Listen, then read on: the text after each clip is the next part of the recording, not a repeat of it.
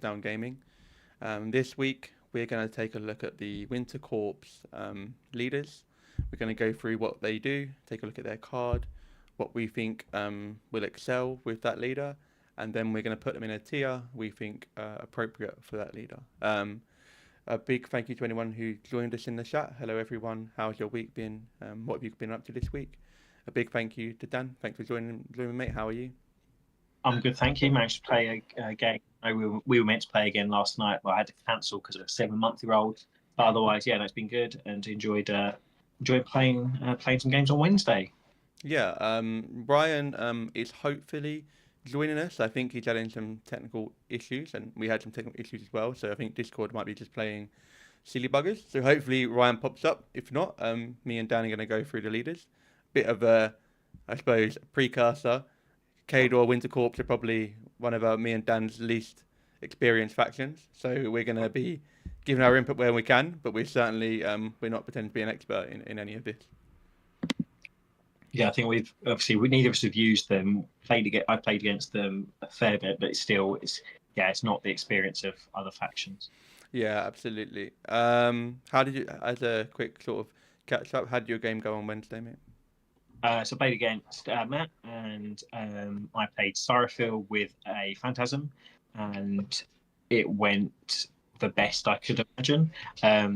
I was up on scenario. He used Harass, I think it was, with the armor feat. So I was a bit worried about that. But then he moved his caster within 12 inches of a Phantasm. I had to kill some things in the way, including Siege Harass or Tarask or whatever it's called. Just killed that, moved things out of the way, and then got the Phantasm to harass and hit the crit decap on the first swing and did 30 damage. But otherwise, before been pretty good because of just positioning, and Inviolable Resolve is so good when you park a Warjack in front of a Colossal and say you can't push me, so that bulldoze is useless and you can really lock down. I think that's one thing that I didn't quite appreciate coming against Colossals, actually, how something like that can completely muck up their positioning. But in contrast, the Phantasm having flight hopefully will be able to get around that a little bit better. Yeah, I mean, it stops you from physically road blocking the model, right, with a single Warjack. So nice, excellent. I got a game in this week, same day as you. Got to play Sherwin. He's currently on the pig bacon hype, so that was cool to play the Thornfall. I was playing one of my Welsh lists while I was playing Firequill, and long and short of it is I managed to kill Helga with a combination of Firequill and a Reef Trial and an Abyssal King, essentially. It was a good game. Had a lot of fun. So it's always great to play. Cool. So we'll crack on with these leaders, and hopefully Ryan pops up. What we're going to do is I'm going to go through the card, and then we're going to discuss what we think of the card, and then we're going to think of some models that maybe the leader will make excel. And bear with us because neither of us are seasoned pros at Khador. I think we have a local guy called Mark who I've played against every Khador caster at least once, and I've played in a War Table League, and I've played against a few Khador guys. But I suppose what I'd say I'm lacking the knowledge in is all the intricacies of all the different units, etc. I played against, obviously, I don't know if you played against him, Steve, as well, that goes to the club. Played against his beautifully painted Savaryn lists and things. And yeah, I think you're right that we don't quite know all the units. So when we go through this, hopefully Ron will be able to tell us about all the things when he hopefully joins us. Yeah, absolutely. Cameron says, "Hey, I've been waiting for Khador. I wanted to say I really appreciate your mental health video." Thank you, Cameron. That means a lot. I'm really grateful. If you could do us a favour and just confirm that audio levels and my screen and everything is okay. I'm still probably on the learning bus for technology. So if you could tell us that it's all working, we'd be really grateful. So we'll start off with Captain Eaterina Baranova. She has got 16 boxes and she's some speed 6, arcane attack 7. She's got mat and rat 6, def 15, armor 15, arc 7 and control 14. So def 15, armor 15 and 16 boxes is a bit worrisome. We've Got long shadows. When one or more living enemy models are destroyed by an arcane attack while in this class's control range, this model gains 1 focus or fury point. So there is some models you can take in Khador which can cast a spell and kill stuff, so you could get a few more focus for her. And she's got Field Marshal, Arc Node, which your cohort models are going to gain Arc Nodes. Cameron says, everything looks good from my end and sounds good. Cameron, praise be you for confirming that. I'm most grateful. She's got a blade pistol, sort of a range 8 power 10 gun. She's got a melee attack with Dispel. I actually found this like really surprisingly useful. You know, you could charge up to 10-inch charge, and you could boost the hit and Dispel a key spell. And her feat can sort of limit what you get back. So actually, I found Dispel on her kind of like niche, but when it comes up, really useful. Like say someone runs a Inviolable Resolve Jack into your Mastodon, you could charge and then you just got a hit and it would spell Inviolable Resolve, and then you can push that out of the way. So niche but useful. Yeah. Feat Storm of Ages. It's actually one of like the rare feats which says you can't do something. I find in the currently Mark 4, they're very often you get some sort of buff for your own army, but this one is you can't do something. So enemy models / units activating in her control range suffer -2 speed. They can't charge, they can't make slam or trample power attacks. When a friendly model in Baranova control range is targeted by a ranged or arcane attack, the attack suffers -2 range. So if you're a friendly model and you're in Baranova's feet and someone tries to shoot you or magic you, they get -2 range. And then models, enemy models inside your control, if they activate within it, get -2 speed and they can't charge. Slam. It's like an old Kruger 2 feat without the push. Yeah. Control that, but it's we'll get to talk about it in a second. Apologies. So we've got 3 spells and 3 spell racks. It makes sense. She's sort of the Colden Lord Warcaster, so she's a spellcaster. She's got Banishing Ward, really strong. It strips upkeeps on a model enemy unit, and then they can't be affected. So if someone had cast a spell on a model, you can cast on it, remove the spell, and then they also can't be targeted. Got Gallows, which is a classic D6 push towards you. Invocations of Wrath, which is just really, really powerful. While in this control range, friendly faction models gain additional dice on attack rolls, and you get to discard the lowest. So you have like a universal map fixer for your army. You have some Gallows for a threat extension. You have Banishing Ward, which can sort of remove an enemy upkeep on your stuff and protect a model from spells. And it's model / unit, so it can be on a unit as well. What's your sort of initial take on Baranova, Dan? So I like the model a lot. I think that she's really playing. I can't remember which Mark 2 caster. It might be a Mark 3 caster. She reminds me of Sikora. Sikora, that's it. I think that obviously we don't know about future releases. I was surprised that there hasn't been more Koldon Lord to sort of synergize with her or that give her different abilities. Personally, victim stats, so it's going to sort of get killed if you misposition her quite easily. Was it control 14 or 12? This is Arc 7 and control 14. 14. So 14 works well with the feat. So that -2 speed and can't charge is a bit like the what's it called? The Chimera lady that says you can't charge either when they've got stealth. The Cyrus, that's it. Yeah. The -2 to range, I don't think is that prevalent. Is that impactful? Most of the time, because you don't really want to pop your feet for the -2 range. You want to pop your feet for you can't charge in and your -2 speed. And it's model / units, isn't it, that are affected from the feet? It's models activating. So I'm going to triple check that. But it's models / units. So one unit in the feet can affect the whole unit.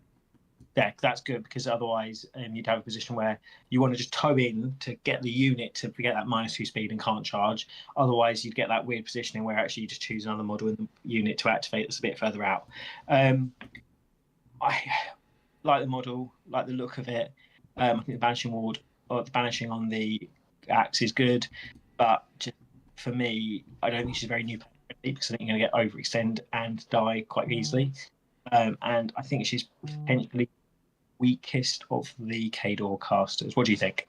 So I was just quickly checking while you were talking. There's a solo in the army which has can cast a spell and has Battle Wizard, and there's Yep. a mercenary you can take which has uh, a spell that can do. So currently they've got two models that can feel long shadows. Yep. Feel like she's sort of a very strong toolbox. You know, the feat is never going to be bad really. You always get some value from it. Invocation's Wrath is really good. Banishing Ward is good, and Gallows Reflect Sentinel is decent. But what I think is she doesn't do anything extremely well. She offers an all-round support to the army, but I think in a game where you tend to try and take things to extremes, say like Firequill stacking Rage and Defeat on the Abyssal King, so they're power 19 shots, or the Trichimerics get up power 26, or she offers your army some support, but doesn't really excel in any one area. She hasn't got sort of natural stealth, or she hasn't got prowl. So I think 15-15 is really vulnerable. And if you're going to want to stop someone charging, you're going to have to that model is going to be in your control from where they would charge, right? So if something charges 11 inches and you want to stop that charging, you have to be within 14 of it. So that's pretty close, all things considering. So I think that it's one of them things where I would love to play her because she's got a great toolbox, but you'll find yourself struggling for a bit of list direction because you can just put anything in there apart from the two solos you probably always take. And then I think you'll find that while you've got a great toolbox, you might not do anything extremely well. Yeah. She seems like, as a Dust player, she's like their version of Helith. Oh, you're so down on Helith, man. We need we need to swap this narrative around. Right, so we've got a tier list. I was hoping Ryan would be here so he can take the rap for wherever we put them, but it looks like we've got to put them somewhere. So we've got S, A, B, C, and D. Typically, we say S is overpowered, and we would tune them down. D, we would say it's undertuned, and we would uplift a little bit. And then A to C is varying from very good to good. Where are you thinking? C or D for me. I'm happy to say C though, because the toolbox ability. I think she's C. I think definitely a phrase that I think that we'd use for her. And I don't think necessarily she needs a buff. The army needs to have a couple more tools to help. But I think that's generally with Khador. In fact, I don't think they're a top competitive level faction. I think they currently have the worst win rate of all the Mark IV armies. Yeah, you said it. So yeah, I think we'll put her in C. I feel maybe it's not so much that she is poor. It might just be that the general unit selection for Khador is struggling a little bit. I think some things that what are good with her is you have the Mastodon. Banishing Ward on the Mastodon's great, and Invocations of Wrath sort of fixes its mat and rat issues sometimes. Sheep direwolves that turn into arc nodes are really good. You get a lot of boxes and a lot of armor and an arc node for sheep. But then outside of that, it's that thing where as she doesn't have a direction for herself, it doesn't really matter what you take. Invocations of Wrath universally affects your army. Gallows universally improves your threat, and anything benefits from banishing Ward. So nothing really that I think excels with her. And it's sort of, again, with the rack, I think superiority is probably the best Khador spell, so why wouldn't you? Iron Flesh is great for your sort of Winter Korps troops because they get arm resistance, blast resistance, sorry. Fog of War is great to somewhat help them stay alive. Avenging Force is always good. I'd probably be looking at Avenging Force superiority and then a flex spell. But yeah, I think C's a fair place for Baranova. Yeah, I'm happy with that. It's not actually that she's just really weak. I think a single release could change her. Cameron says that she'd probably be great in some other armies, and yeah, I think if she had a really stacked roster, she would enable that really well. But I think what they're struggling for is the general unit and cohort selection isn't so fantastic. And what I find with Kader is they just play a really honest game. Like, they don't have too many tricks. I think Bison's getting their power 14 blast rolls is really neat. And Medvitsa's pretty solid. Avalanches with their superiority with crit armor piercing can pop off if you get the crit. But outside of that, there's nothing in Kador that really stands out to me. Hounds are decent, and they have Prowl, and you can trigger that with Fog of War. I think they like the game appears quite lethal at the moment. Single wound infantry are currently not in vogue, and so I think if they came against single wound infantry, they're going to do those powerful blasts. But it's just a case of at the moment they're just suffering a bit with how the game's being played, the pace of it, and then being out threatened by lots of things. It's quite interesting because someone made a comment when me and Chris recently did a video about a steamroller.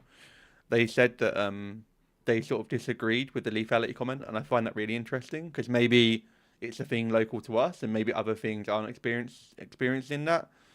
So I just found that interesting comment in the video comments because we've certainly found that the power of stuff is really high. I think we're also able to Mark II, and then I'm able to compare it to Mark III and played a lot of it with Grimkin as well. I don't personally see how you can say the game is not as lethal. The power's increased, mat has increased, accuracy's increased, volume of attacks has increased significantly, especially initial volume of attacks, before you have to buy. But I mean, that'd be a great discussion. Whoever commented on that, I don't know, just speaking on behalf of Aaron, I'd like to have a conversation with you, just to have that debate and discuss actually why you think it's not as lethal. And yeah, anyone else out there that thinks actually the game's not as lethal as we've presented, definitely send me a message on Discord, TryHardDan. Definitely want to hear your opinion. Yeah, I just found that really interesting comment because maybe it's a thing local to us and it's not so local elsewhere. So great, let's move on to Boris. I think Boris has got one of the cooler models. And Mark's paint job on Boris was mad good. So Boris, he is Captain Ilari Borisyuk. He's 16 boxes. He's speed 7, arcane attack 6, mat 6. He's got a rat of 8, which is a lovely stat. Death 16, a lower armor of 14, arc 6, and control of 12. So probably slightly vulnerable to blast. If you're a power 10 blast and you can boost it, you do 6 damage to this guy if you miss anyway. So worth keeping in mind. He's got arcane precision, so if he aims, he ignores cloud effects when determining line of sight, and he ignores stealth for that activation. It gets better in the current climate of Gravediggers. Field model Pathfinder, Field Marshal, not Field model. Cohort models in battle group gain a Pathfinder, really tasty for Kador Jacks. Prowl, so there's on the rack there's Fog of War, so you can rack Fog of War and trigger Prowl yourself. Reposition 3, typical for a sort of snipery dude. His gun is really tasty. So we've got a rat of 8, we're range 14. If we aim, we ignore clouds and stealth. We're 1 rate of fire with power 10, and we're a weapon master gun, and we are magic as well. When we shoot, we've got 3 types of ammo. We can pick one of them each time we shoot. You can have crit armor piercing, so you could be power 10 with armor piercing, 4d6 damage because you're a weapon master. You can flare, so him himself can aim, ignore stealth, shoot something, flare, then the rest of the army ignores that stealth now, and -2 death. And grievous wounds, pretty fantastic, not even if you think you're going to kill the model, but if you shoot something, lob some damage into it, and you know you're going to send something else into it, knowing if you don't kill it, it can't be healed for a round, so if you break a cortex or if you break the mind of a beast, it can't be healed. Really solid. So 3 really fantastic ammo choices. And he's got reload 1, so you could grievous wound 2 things. You could shoot twice with 2 crit armor piercing shots. Really good. He's got a 1 sort of mat 6 power 10 blade as well. And his feet, models in the battle group gain boosted ranged attack rolls. Really fantastic when you're fishing for crit armor piercing. Don't have to boost the roll yourself. When a model in his battle group destroys or removes from play one or more enemy models with an attack while in his control range. After the attack was resolved, one other model in Boris's battle group can immediately advance 2 and make a basic attack. Doesn't have to be a melee attack, so you can chain shots with this. A model can only advance and attack once of Howard the Wolf. So it's quite similar to Kyrax, but it's not limited to melee attacks. Yeah. We've got 2 spell racks and we've got 2 spells. Unsurprisingly, because his output himself is very good. One spell is called Dark Unraveling. When the spell starts with control range, the weapons of models in the battle group gain blessed and damage type magical. So, you know, this is a battle group, so not just cohort. So you cast this, and Boris himself is then got blessed. So they're ignoring Fortify or Inviolable Resolve, etc. Your crit armor piercing shot is even more tasty. Also, Veil of Mist, which plays like a cloud effect anywhere within its control range. The template doesn't block friendly line of sight. While in the template, friendly faction models gain Pathfinder, I can move through obstructions, and other models, if they have enough movement, to put it past them. So you could put this on a bit of terrain, and your models can move through them. You can use it to block line of sight. You can use it to put it on an opponent's like Warjack, and then move through the Warjack. It's really fantastic tech. What do you think of Big Man Boris, Dan? I think that for anyone that comes over from 40k will love the look of the model. The sniper looks awesome. I think I'm interested to hear your comparison to Firequill, because they're both range based, and also how we consider him compared to Kane, where I don't think he's on the same level, but I'm interested to talk about that in a second. I really like him model wise. I like the fact that in Kador, if you so wished, we'll talk about pairs later. But I think that if you're a new player and you picked up the Kador command cadre or that 2-player box, I think that Baranova is a great person to pair up. So you've got a ranged assassination and a melee assassination option in your pairings if you're a new player. But I think that for me, he almost suffers from Kador being one of the first Mark IV armies, and Jeremy Kador as well. I think that, you know, compared to Kane and compared to Firequill, I don't think he's shooting on the same level, but I'm interested to hear your perspective. Yeah, for sure. Yeah, so I think casters like, bring off a few: Lilith, Helith, Kane, Firequill. They sort of fall into that same category of this is your ranged attack caster. I think Boris's personal output can be pretty crazy. So say you hit 2 crit armor piercing shots on an armor 20 model, and you've given yourself and your battle group blessed, you know, and you 4d6 damage each of those shots. At power 10, that's 28 damage to a model. So, you know, he himself, if you know, and you can't plan on crits, so, you know, but if you do get 2 crits, he himself will likely kill a heavier turn. So his personal output is pretty cracked. But I think what he sort of maybe lacks in other area is, I think he's not as good as getting the assassination.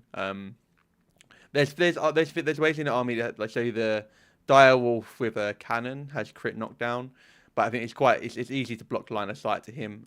You know, where other people might have a bit more maneuverability, like Kane's got a place, Firequill's got knockdown on demand himself, etc. So I think while he may not be as hot as assassinating people like as Kane or Firequill, I think his personal output is a bit higher than, say, Lilith or Helith. He has maybe a bit less utility than Lilith and Helith, for example. Lilith can, you know, full draw her bow and has crit stagger, which is pretty incredible into Colossals. Helith has got the 3 attack types, which can ignore line of sight or strip upkeeps. Is that right on Helith? Yeah, so, you know, a bit more utility, but his personal output is very good.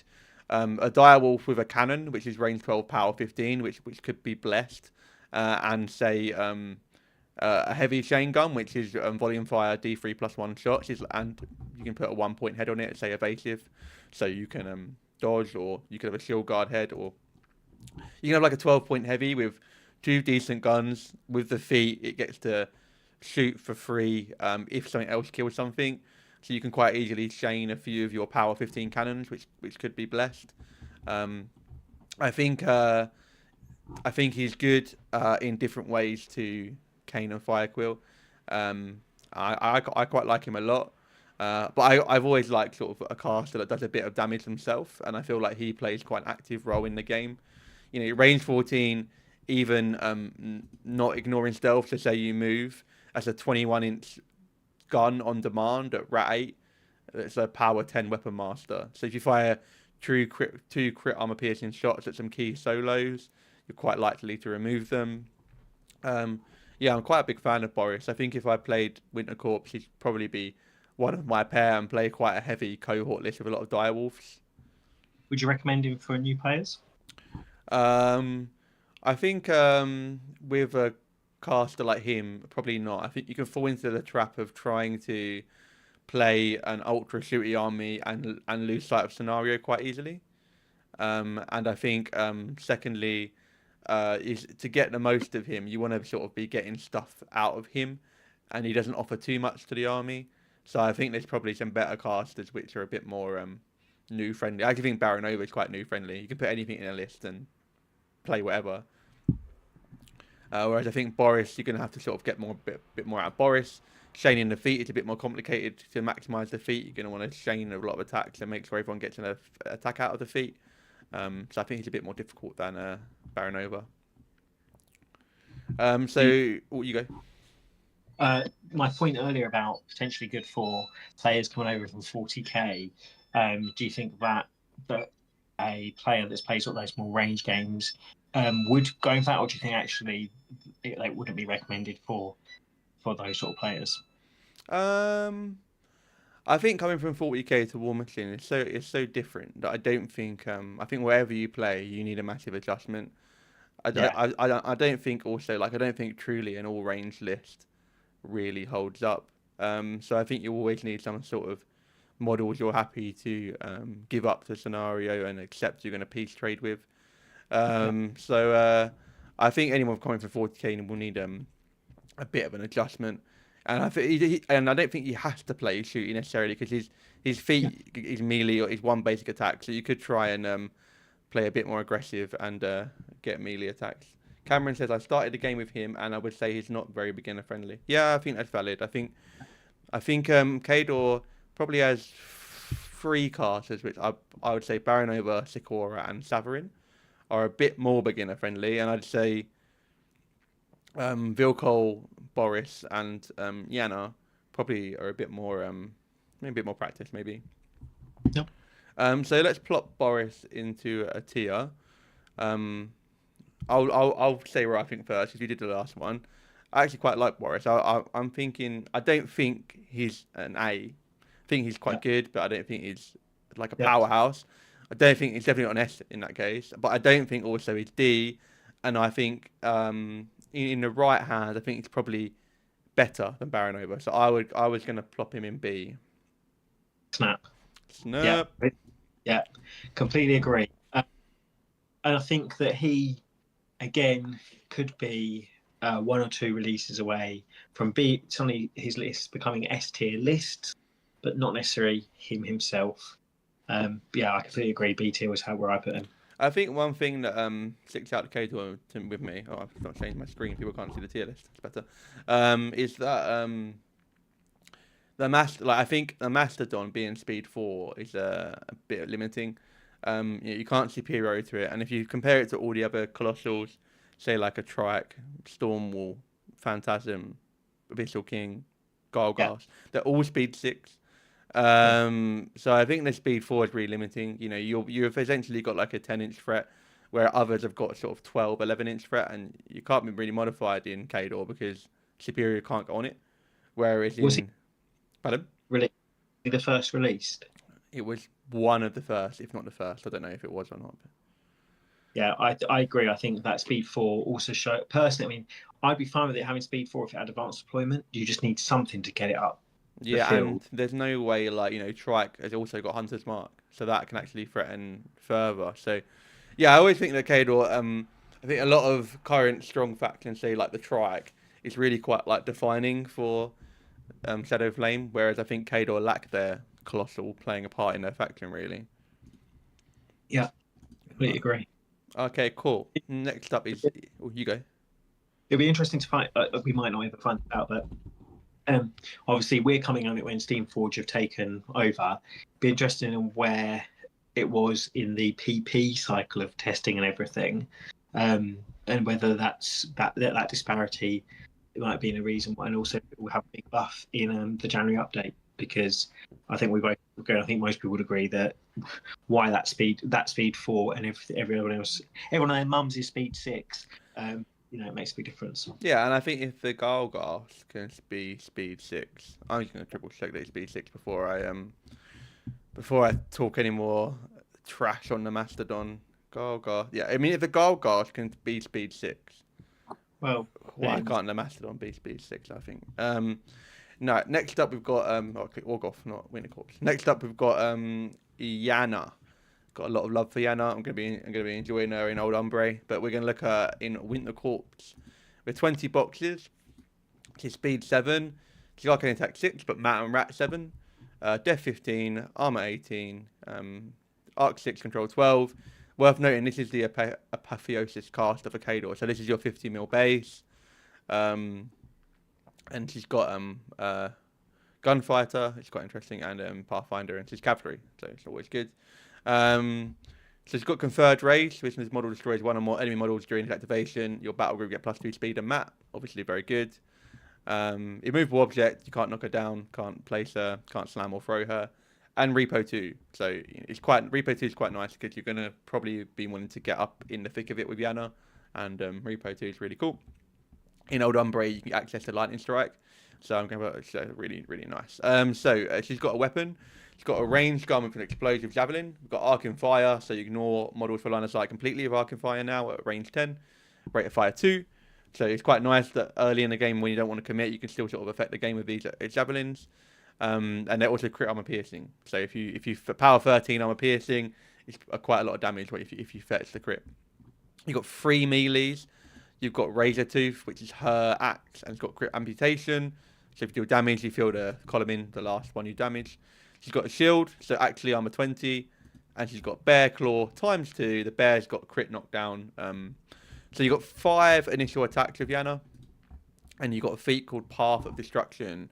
So for any faction models beginning an activation in Yana's control range, get Pathfinder. Additionally, while in Yana's control range, friendly faction models gain Cleave, and they gain Overtake, and last for 1 round. So Cleave is when you kill someone with an attack. You're allowed 1 additional attack. That doesn't generate another attack. And Overtake is when you kill something with a melee attack, you can advance an inch after that. So, in conjunction, you kill something with a melee attack, you can move an inch, and then you can use your Cleave attack to attack again.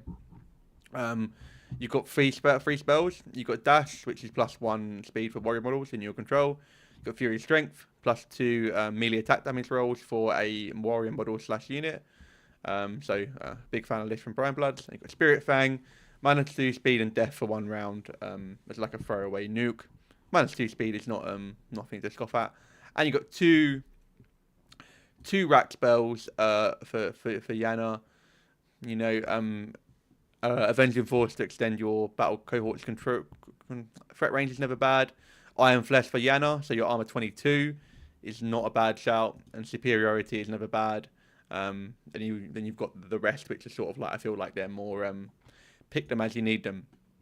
What do you think of Yana? By far my favourite model from Khador.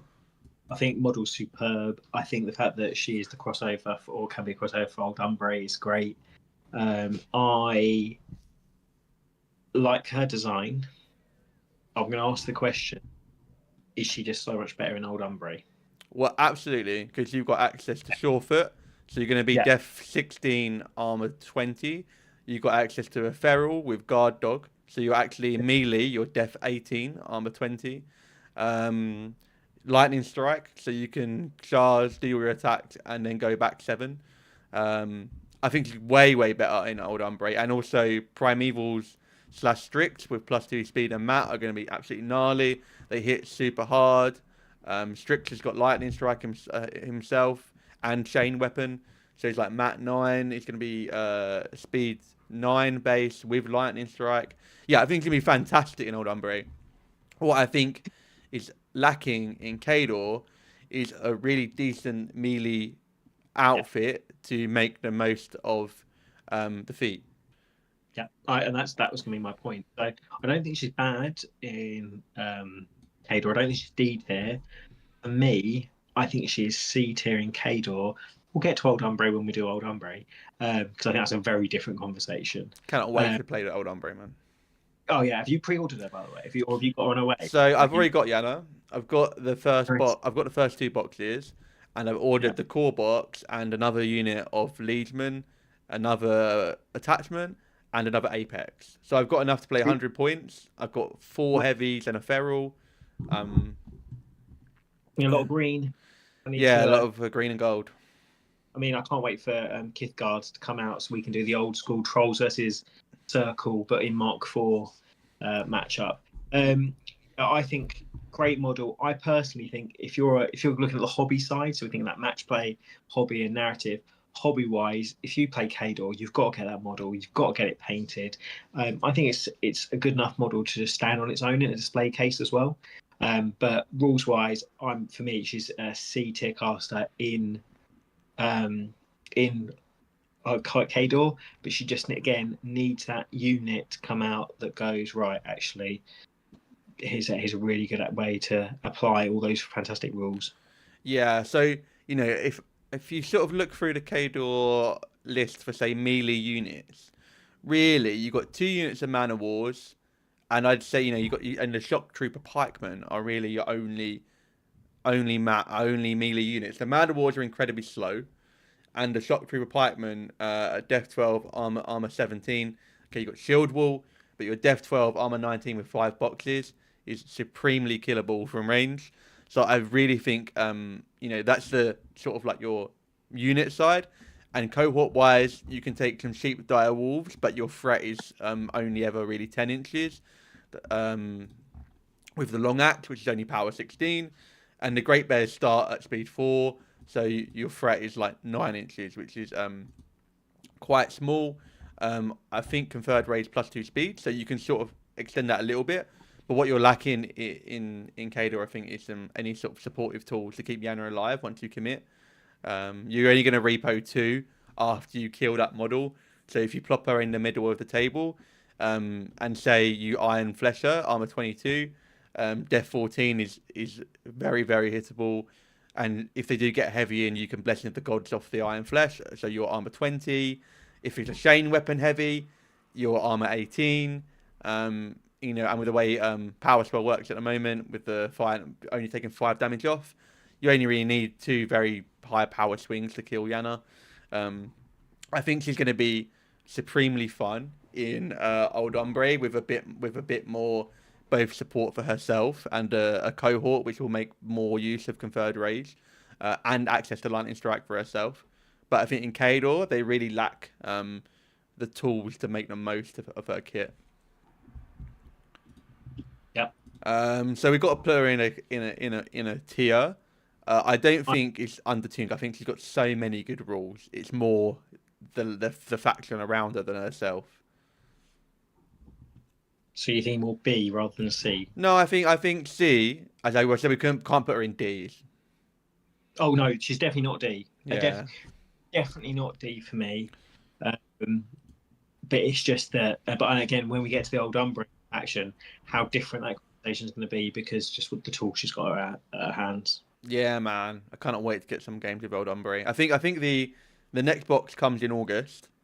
So once that box comes, I'll have enough to play 100-point games, and we'll get some of them in for sure. Right, Yana, love your model. Looking forward to playing you in Old Umbre. Next up, we've got Kapitan, Zahara, Vilkul. 17 boxes with speed 7, arcane attack 6, mat rat 7, def 16, armor 15 with 17 boxes. A bit more generous here. Arcana 6, control 12. Also unstoppable, tough, resistant fire, resistant corrosion, Pathfinder dual attack. Everyone has that. We've got our chemical mask, so it doesn't suffer gas effects, and within a determined line of sight, you can ignore clouds and concealment. Field Marshal Prowl, so your cohort is going to get Prowl, and you can Fog of War from your rack to have a cohort stealthed game. She's got Prowl herself. Rise, if she's knocked down, she stands up at the start of her maintenance, during your maintenance, and she has takedown, so you can't tap against her, and she removes from play. She's got a thrown axe. It's range 8. It's pistol and magic, and it can explode a model when it kills it and make a 3-inch cloud template, which you conveniently ignore. Or you can make it gain blessed when you throw it. Just a single thrown axe, which is wild because she's got about 24 axes on her. And then she's got Mechanica axe in melee. So with power 13 and weapon master, so it's pretty great. And she's got the same attack types, so you can gain blessed.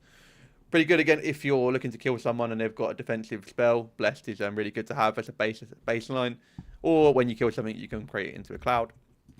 The feat, Pool of Ashes. So place D3 plus 3 cloud effects. So minimum of 4, maximum 6. Anywhere completely within her control range. While in the templates, friendly faction models gain Pathfinder and they can move through obstructions and other models if they have enough movement to move the complete past them. So, you can put this on terrain and just move through the terrain. You can put this through an enemy model and move through the enemy model. Also, while in the template, living models gain -2 death and -2 to attack rolls and lose tough.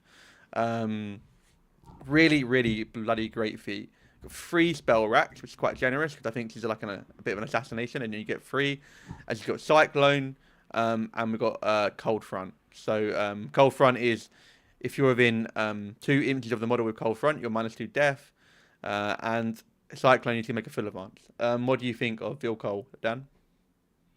So I would run Vilkul in my pair if I was playing Kador. I think that her feet, just generally, I as a caster, just setting that problem going. Okay, if you come within, I think I might be wrong. Is it 17 inches? If you're within 17 inches, or I might be wrong. It might be 15. I can remember asking my opponents when I played against them. There's like if you're within that number, she's getting to you, and you're gonna die. So I think that's really good. I like the model itself. It was a pain to build when I built it out of plastic. That's a side note. I think rules-wise can set up.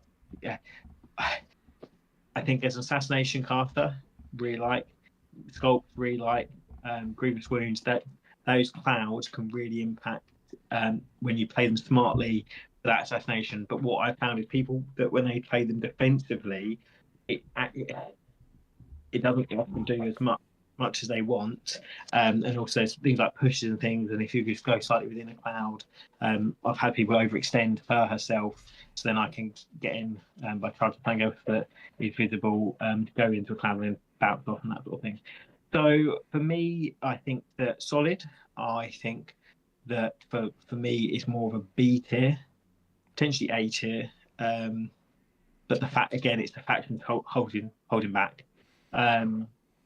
But great, I would recommend. I know someone said that he wouldn't recommend it for a new player. I actually would. However, I'd recommend it if you're in a meta where you've not got lots of gun lines, because I think actually if you've got people that will bring in melee, then she's like, okay, I'm ready for the fight. And I think that's where you can have the most fun by playing out and testing those assassination runs, going for that assassination. Whereas if someone got more of a ranged army or a control army, that's where I think again brings that down to that B tier for me. Yourself? Yeah. Cameron says Vilkul is definitely my favourite Kador caster. The SKS6 cadre is so fun. And hilariously, my uncle, who is like 60, is in the chat and says we need a Mega Blaster character. Thanks, Trev. We'll get a Mega Blaster character in there. Vilkul, yeah, I've got a big fan of Vilkul. So the threat actually is 11 base charge. Cyclone is 18. There's a solo that can offer her Swift Hunter, so she can charge, kill something, throw her axe at something, Swift Hunter 2 more. So the threat is actually like 20. It's non-linear. Yeah. The clouds let you move through models, so you can't really screen. You could physically have a not place to let a model end, but if you end somewhere, so you can get there. The feat is -2 death for living. Cold Front -2 death for being within 2. She's got blessed on her weapon, so pseudo mat 11, blessed power 13 weapon masters. I think she's absolutely fantastic. You can run like all of the SKS6 cadre, so you can run Razor, you can run the Hounds, you can run the Snipers, and Fog of War basically gives most of your army stealth. I think she's really, really strong. think people well, it's very easy to get caught out by her assassination because it comes from so far away, and you know, being able to move through terrain immediately. So like, you know, you could put her behind a building, feet cyclone through the building, and then suddenly you're on the other side of the building, and then you can charge. Swift Hunter gives that extra level of you kill the screening model, and then Swift Hunter in melee. Incredibly strong assassination. Really, I think if I was going to play Kador, I'd probably run Vilkul a lot of the time because I think she's really fun.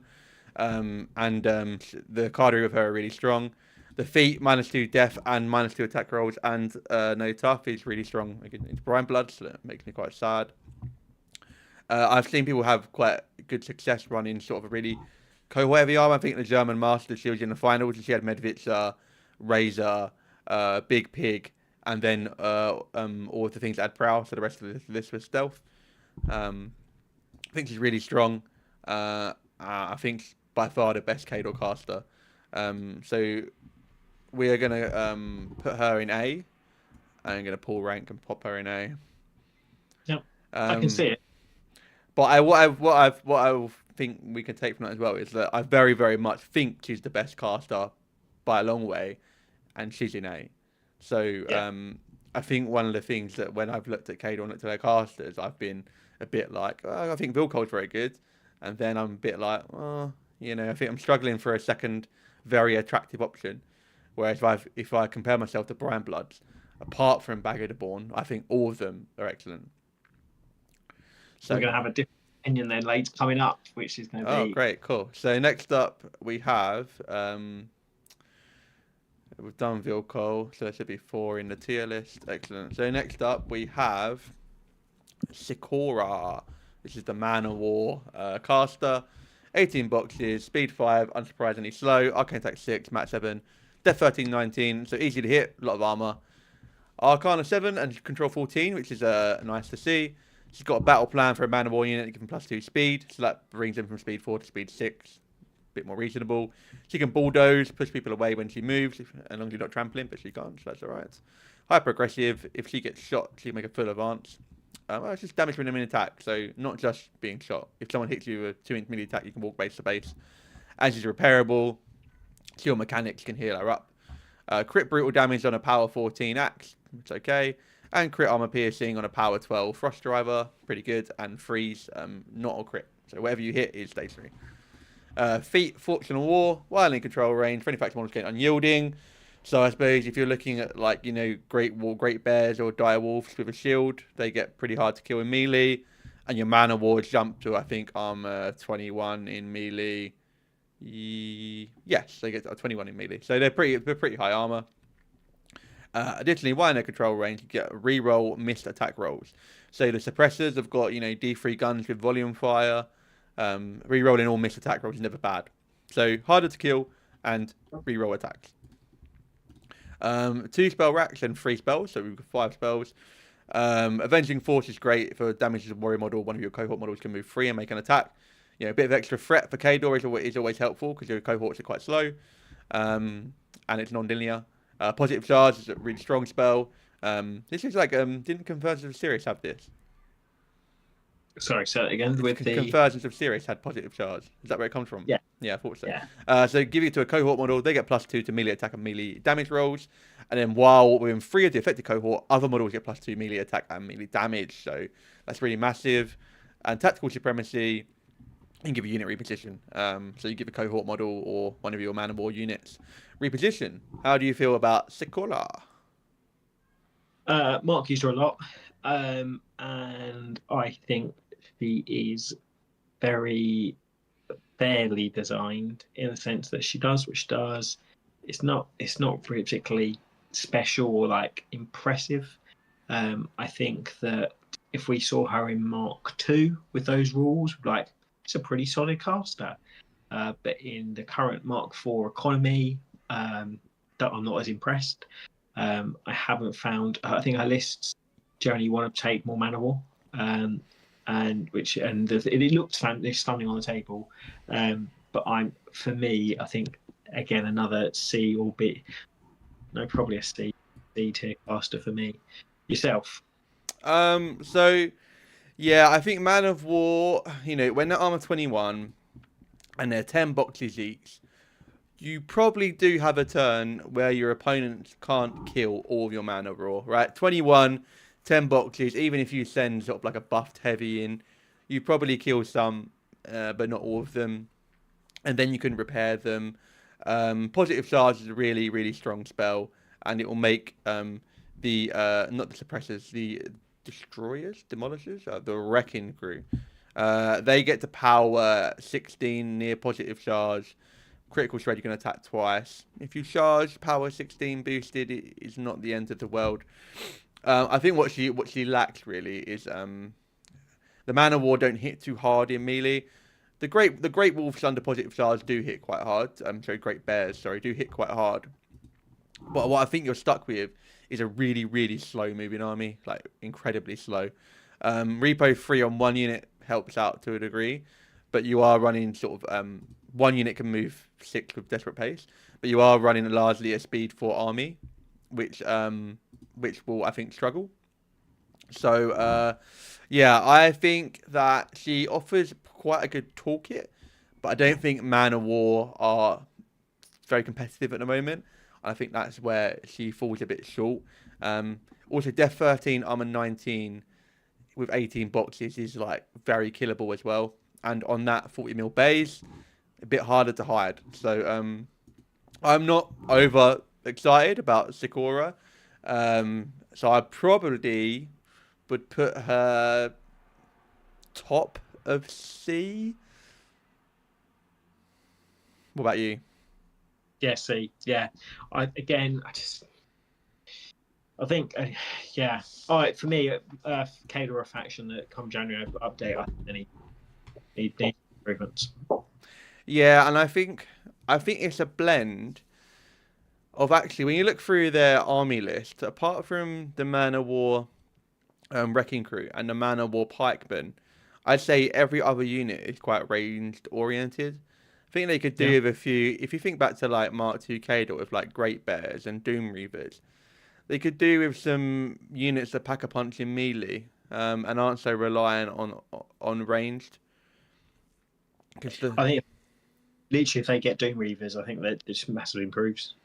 Yeah, so I think a melee unit that could do a bit more without buff. So what I find also is, outside of, they've got superiority for a damage boost, and they've got apart from Savaryn with positive charge, they've got Iron Flesh for an armor boost, but they boost. But they lack the ways to sort of like stack lots of things.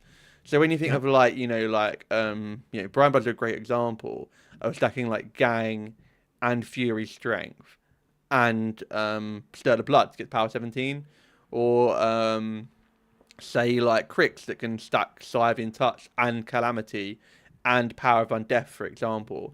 Whereas the Kador are lacking that sort of ability to really get to that sort of extreme. All their numbers feel very fair. Even the Man of Wars with positive charge are power 16 non-weapon master. I feel like overall their rules quality is just a bit lower than everything else. Yeah, completely. Right, okay. Last but not least, we've got Commander Valerii Savaryn. She is 17, but he. I'm so bad at it. I'm so bad. There's someone he. Great. He is 17 boxes. He's speed 6, arcane attack 6, mat 7, rat 6, 15, 16, 17 boxes. I mean, Fence 15 seems to be like their favourite number. 15, 16, 14, 16, 15. Yeah, so they're generally 15 or 16. He has a battle plan, so you get one of these per turn. He's got at all costs, target friendly faction warrior gain shield guard. Shield guard is not a bad rule to have. Kill order, the target model, enemy model in this unit's line of sight. While within 10 of the model, friendly warrior models gain +2. While within 10 of this model, so Savaryn has to be within 10 of the model that is kill ordered. Again, +2 to attack and damage rolls against the chosen model's less unit. That's very good. Precision strike is fantastic. Tactician for the army. You ignore line of sight and you can move through your friendly models. Has a hand cannon, 1 range 12, power 12 shot. And a headsman, mat 7 with crit decap, which I don't think you're going to be doing too much. Checkmate, you can do a use battle plan 3 times, and it's confirmed that you can do kill order 3 times. So you could effectively give +2 to hit and damage on 3 enemy models/units, as long as Savaryn remains within 3 of them. Also got 4 spells and 2 rack spells, which is very generous. Escort, so he's the only caster that can double stack Escort and Superiority. So Avalanches can go really, really far. So +2 speed for your battle group. Also, the spellcaster gets +2 armor if you're within 3 of one of your cohorts. Icy Grip is -2 speed and power 12. Rock Wall, you can place a Rock Wall. It's an incredibly strong spell. And Tides of War is repo 3 for your battle group. You've got 2 more. You're almost certainly racking Superiority. And then you've got an extra spell, might be Iron Flesh, or there's one called Puniance, and you might want Fog of War for your other one. What do you think about Savaryn? He is the one that I don't want to see against me. He is the caster that I worry the most about. I find his feat, if he is an army, if you don't alpha him and is the army available to him, that feat can swing. I find it's much better for them to use it to get up on attrition for late game assassination rather than just trying to go for an assassination on that turn. He is the caster I want to dodge at Welsh as well. But in saying that, because of the tools of the army, you start taking out units which are not as survivable as maybe some people would like them to be. Then actually he's got less of impact himself. Once you get to late game, if he's not got up on attrition, he can be assassinated himself with these stats. So I think he's the strongest caster when it's going well, but the problem is if you get alphaed, it really takes its toll. So for me, I would say he is a tier caster, but in a lower grade faction. So I'd be happy to put him down to B. But he, like I say, he is the caster where I get the most worried when someone has got that in the pair, and I'm thinking, okay, so kill order. If I've not done enough, it's just going to take off unit after unit. I feel sorry. Yeah, I think kill order is a good example where you can suddenly see some half decent numbers. A rocket launcher in a Winter Korps infantry unit with kill order is power 16 and brutal damage. So that is pretty respectable. Rat 7 because of kill order. The pikeman charge at power 17 with crit armor piercing, which is pretty respectable if you hit the armor piercing. I mean, power 17 when you charge is actually very decent as well. That's what Marauder Crew are. So that's pretty good. Wrecking Crew at power 16 with critical shred, so you could get a few more attacks. The Hounds with volume fire and kill order, absolutely shred infantry. They're like 10 against medium, 11 against large. So I think he enables the army very well. I think it speaks quite a lot that even with kill order, I feel like some of their numbers are just what other factions get to anyway. Like Marauder Crew power 17. Okay, these guys need a kill order to get there. The range 16 gun from Winter Korps, etc. I think he's very good. I think with his stats of 15, 16, and 16, 17 boxes, having things within 10 and staying alive on the turn that you want to. If you want to try and get 3 things within 10, staying alive post that turn is quite hard. So I think his rule's fantastic. Like if he was in like Brian Bloods, and I could put 3 kill orders out, sick. That'd be really good. And Escort's fantastic. I think he's probably on paper, I think the best caster, the most potential, but I think held back by potentially the faction. So I think in context, I put him as the highest B caster. Right, I think that's fair. And the reason I think Vilkul is A is I think she is the least dependent on the faction. Between Cyclone and Cold Front and Blessed Weapons and her feet, she can kill. She can beat 100 points herself by just killing the enemy caster. And that's the reason why I think I favour Vilkul out of the rest. So I think top of B for me. So that sort of looks at the Kador casters are looking like Vilkul A, Savaryn B, and Boris B, and then the rest of C. I'm probably putting Yana bottom of C inside Kador. Right. I think I put Baranova top of C inside Kador, and Sikora in the middle inside Kador.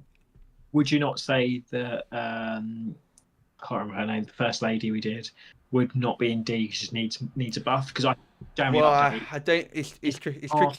It's tricky, right? Because I think she actually has a fantastic set of rules. Invocation of Wrath is really strong. Yeah. Banishing Ward is great. Gallows is great. Field Marshal Arknode is fantastic. I don't think, like, if you look at her, I don't think she is bad at all. What I think she has is an army that has really average stats across the board. Yeah. I think their numbers could be brought up as an army list rather than a caster. Because she's sort of essentially all she is a force multiplier for your army. You know, she makes them more accurate, and but you bring up a good point because is she currently D because of the army she's in, right? That is valid. And it's my point of. But then if that was the case, I would probably put all the ones we put in C and D.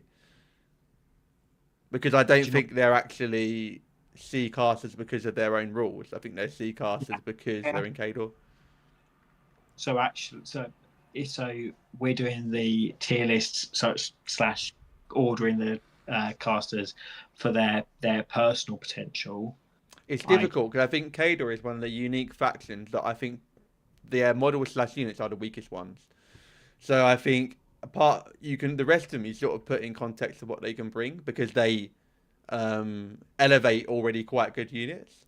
But I think Kador, what they're struggling with decent casters, that the units themselves need elevating. I'm gonna ask the question: if these casters were in Gravediggers, how much better? If they had the Gravedigger units and jacks available to them, how much better would these casters be? I have no idea. I've not thought of that. But I think Gravediggers have much better.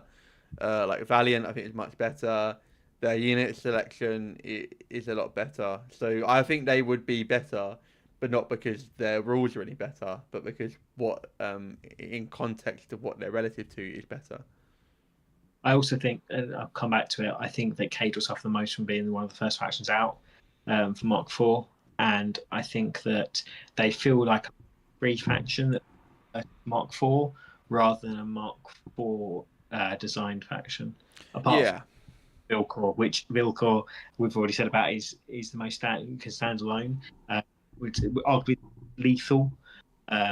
So I think that's it's an interesting question, though, to be honest, because you could argue that all the guys are in C or D because you wouldn't play them in K.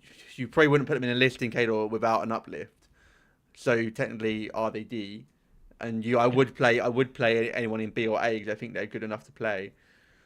But I think that actually the rules, if I was to put anyone in D, I'd probably put Sikora in D and keep Yana and Baranova in C. I mean, Yana and Baranova's rules are good. I think Yana is actually, her rules are very, very good. But I think she has no way to really make them use of them in Kador. Where I think Sikora, using the units that she should use, so you run a Man of War list, I think the numbers are just a bit low. Do you think Kador as a faction are a faction where people choose to play them because of the aesthetics and because they're just the theme of the army, rather than looking at the casters going, oh yeah, apart from the woman riding a bear, let's be honest, that's awesome. But like otherwise, I think actually you're going into it because it's that maybe you're an ex-Mark II Kador player. You like the idea of that sort of lots of troops and like that Russian Soviet Union sort of camaraderie. The red, obviously, some people just like just painting that. Do you think that, or do you think I'm unfair to Kador play the faction because they like the stylistic choices rather than going, actually I like the casters? Yeah, no, I think so. I think a lot of people might, when they come back to the game, which I think maybe a good example is Mark, are like, oh, I know Kador. They're from Mark II, they're from Mark III. they've got a strong sort of their aesthetic is very strong and very sort of recognizable. And I think people go like, these are like the military faction. I've seen them in Mark Two. Maybe I play Kador in Mark Two. I'm just going to grab them. I don't think many people go through the cast list and are like, oh, this is really popping off. Yeah. Um, Yeah. And Cameron says, this tier looks right to me. I'd maybe move Sikora to D, which is actually what we just discussed. If I was going to put anyone in D, I'd probably put Sikora in D. So yeah, we agree, Cameron. Her stat line is garbage and her buffs aren't anything to write home about. Fair. I mean, yeah, if I was to put anyone in D, it would probably be Sikora. So we sort of agree with you there. Yeah, so I agree. I think a lot of people just sort of see Kador and are like, oh, these are Kador. I think if you were going to like really look into like the stats of the game and look for every caster and see what play styles they have in that, I don't think many people would end up on Kador for purely power level or design mechanics. Yeah. Because they think they play a really honest, just like you get some buffs game. Sort of the feats are generally here's some buffs. Yeah. Do you think this is for a sort of future content idea before the January update? If we were to tier all the casters in Mark IV for Mark IV armies, would you put any of Kador in B or A? But they're not in S. But do you think would you? So as in like, so I'm putting these in a tier. I think they are relative to other casters. If you were putting it relative to other Mark IV casters, so just Mark IV factions, would you put any Kador caster in B or A? I don't think any of them are S compared to other factions. So I would keep Vilkul A. I think Vilkul is really good. I think like the way they designed her is really good, and what she is as like a melee assassination. Like if I compare her to Bag of the Born, for example, who I think sort of has sidestep, has fire step, has like a few ways to extend melee threat, but doesn't really do it very well. Vilkul is a way better designed caster at what she does, and she does it really well. So I think Vilkul will happily stay at A. If we were going to say, like, do a pre-balanced pass thing, I would probably drop Sikora into D, and I would probably keep the rest where they are. But if we also did a balanced pass for, say, army lists, I would put Kador into D as well. And I think if Kador got an uplift and their units became much better, maybe Baranova goes into B. I think Yana really needs some, like, a guard dog-esque model to maybe give her a bit higher defense, because Def 14 is really low.